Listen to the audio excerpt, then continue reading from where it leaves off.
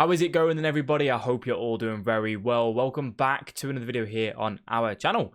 I'm the FIFA analyst, and today I'm going to be talking to you guys about how you can deal when you play against an opponent who is playing high pressure. They like to press, they like to get in your face and make the game very difficult for you. It's not something as common on this FIFA, because you can't press that well, really, just because EA don't allow you. But you can come up against some people that do play quite a manic style, which obviously is quite difficult to play against. If you do enjoy the video, please let me know by dropping a like. You can also subscribe to the channel. We do upload every day at 5 PM, and then we do stream every Tuesday, Thursday, Friday, Saturday, and Sunday. Let's go ahead and jump straight into some examples. So you can just see here, the opponent is about to press me with Mbappe. I have that little triangle, which these are sort of patterns that I look for. So I'm going to play the pass into our right winger. We're going to play it with L1 to send him on a run, and then we're going to look for the 1-2 essentially to try and play the ball in and across and then send him over, which is exactly what we do.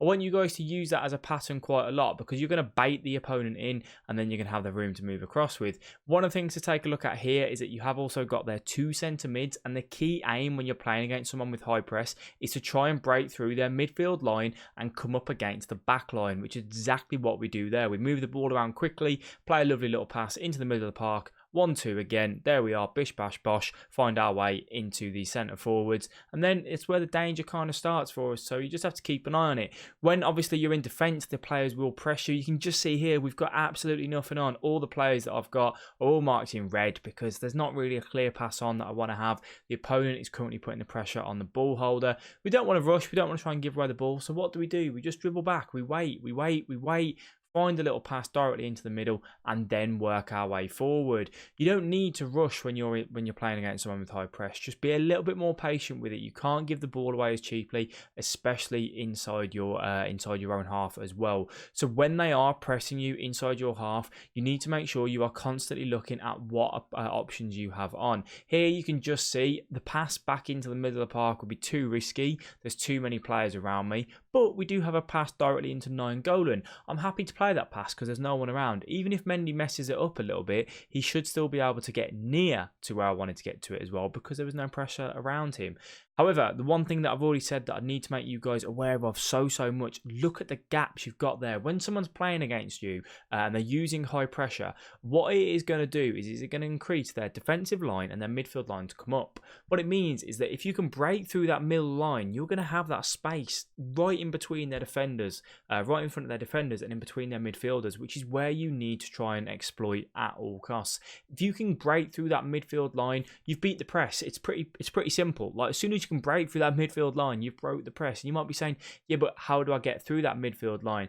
It's dribbling, it's using a little dink pass, it's being a little bit more cautious with the passes that you do play and not giving the ball away in the areas where they want you to. You can just see here, obviously, we've got, he's high pressing me. It's very difficult. So what do? We dribble, we turn, we use a little bit of L1 dribbling. If you haven't watched our dribbling tutorial, take a look at it. That will help you guys massively. And we just turn, we wait, we bait the two centre defensive mids in, and then we have a pass into Ronaldo. Honestly, guys, when you can just see that that's what's happening and you can be calm with it, it makes it so much easier for you. One of the things I think with high pressure is you need to spot that you have come up against an opponent. So in the stream, I did that straight away. I realised, again, just seeing here, two centre defensive mids. We want to use a Bernardo Silva. We want to get him into that space. We play the pass into the two strikers, which we've got up there. There's the runner. Broke that midfield line onto the back line. By that point, it's very hard for him to defend. But as I said, you need to know, you need to realise when someone's playing high pressure. So when this was on stream, I said straight away, within the first 5 minutes, this guy plays high press. So I know I have to change up my game plan. What does that mean? I can't ping the ball around so quick inside like this half. I have to be a little bit more cautious with it. I have to make sure that in these sort of situations, I'm making sure that the pass I'm playing is to a man that's not marked, hasn't got a man on him, and if I do play the pass, if it goes wrong, what is the chance of him winning the ball back and grabbing a goal? If you're going to give the ball away, the best place for you to give it away is out on the wings. Do not play a pass into your centre mid when there's a possibility that he might going to give it away. If you've got your right back, but he's kind of on, but kind of not on, it's like, a bit dubious, might be a 50-50 pass. I'd rather you play that pass out to the wing, because if you give it away, it's not a guaranteed goal. Whereas if you give the ball away in the middle of the park, 1-2 passes, can still happen out on the wing, but 1-2 passes, and that can be it. They can be in.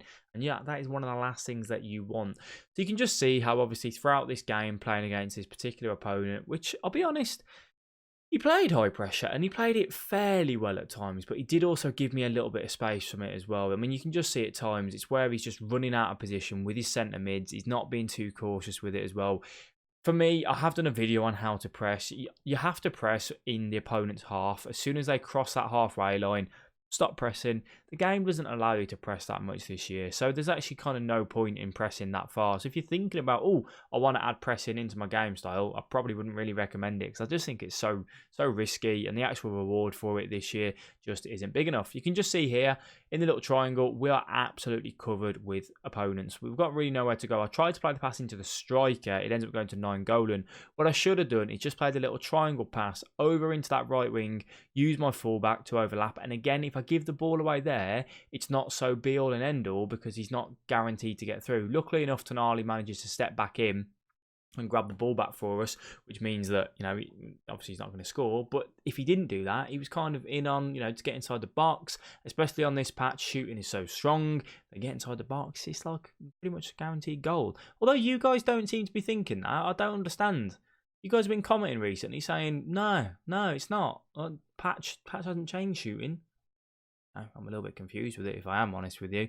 But I mean, it kind of is what it is. At the end of the video as well, I will be discussing over some extra little tips for you to just see. One of the things that I would recommend is honestly just watching people that are so calm when they're playing in FIFA. So for me, I try to be as calm as possible. I try to think about exactly what I'm doing. Obviously, the professional players are some of the best to watch when they come up against someone that high presses. You won't find many pro players that will press to a degree. Back on like FIFA 18, Kurt, for example, was a beast at pressing. Gorilla was pretty good at it as well, and it was so difficult to play against them type of players. Unfortunately, this year, it isn't as strong. I think the way they've changed the custom tactics, like situation, because FIFA 18 it was very different to the way it is at the minute on FIFA 19 and FIFA 20, and if they would have changed it back to what it was, you might have a little bit more. So let's go ahead and jump into a few extra tips for you anyway. So always keep an eye on the minimap. Pretty self-explanatory. What I want you to do here is to always try and see what sort of people you've got on when obviously you're playing against someone with high press. If you keep an eye on that minimap, you will see where your next pass is. One thing to bear in mind is that their stamina will run lower, right? If someone plays against you and they are playing high press, if you can see the game out to the 60th, 70th minute and you're still in the game, you're winning 1-0, you're drawing 2-2, you're going to have an advantage because their players are going to be absolutely dead. So bear that in mind. Use L2, that says L1, but it should be LT to shield the ball when receiving a pass. So when you receive a pass, you can hold L2 or LT when you've got your back to the opponent and they've got their man right up in his back. You know, he's giving you a bit of the arm, giving you a bit of the elbow. Hold L2 or LT on Xbox, and then you can shield the ball a little bit more as well. And then obviously when it comes to high press, it is just practice. And what I mean by that is just, you're only going to get better at this, guys, by playing against someone with it, applying these tips, and really thinking about what you're doing when you're trying to play against someone with high press. Always put yourself in their shoes. Think where they're going to next run to try and press. Where are they going to try and cover? Are they going to go and cover your right back pass? Are they going to go and cover your centre back pass? Are they going to cover your CDM? What is it that you think would be logical? Put yourself in their shoes, and that will help you guys massively. I think a lot of the times when you guys play against high press, you kind of just go, there's someone playing high press, what do I do? I don't know what I'm doing. And you don't really think about your actions. You don't think about what you're doing in FIFA, which honestly, I can understand.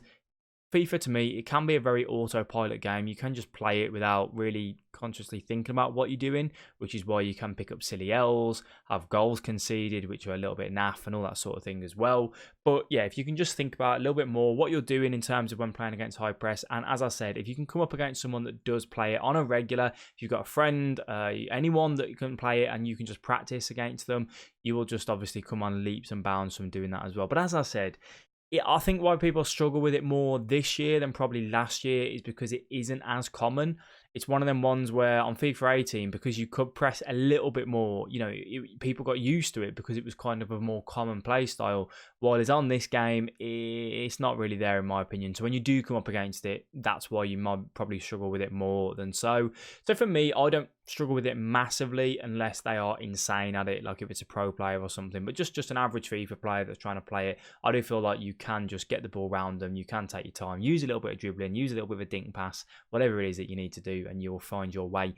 you'll find your way through to it, in my opinion. So, but it is difficult, but it will get there. You will get there. I do promise you that. So, hope you guys have enjoyed the video. If you have, please do let me know by dropping a like. You can also subscribe to the channel. I do want to thank you all very much for the support on the videos recently. As always, if you are interested, pop over into the Twitch stream. That's where you can get any questions answered live, and I take a look at your teams and everything like that. So, it's always good to see you guys over on there. Thank you very much for watching, and I'll catch you in the next one. Bye-bye.